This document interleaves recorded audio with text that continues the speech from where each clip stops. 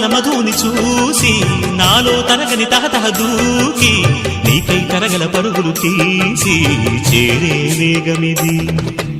ఆరారు కాలాల వర్ణాలతో నీరాజనం నీకు అందించనా, ఏడేడు జన్మాల బంధాలతో ఈనాడు నీడు పండించనా. మరి తయారయ్యే ఉన్న వయ్యారంగా సయ్యత్తు ఒళ్ళోకి వాలంగా చూసుకొచ్చానమ్మా చూడు ఉత్సాహంగా చిన్నారి వన్నెల్ని ఏలంగా. ప్రతిక్షణం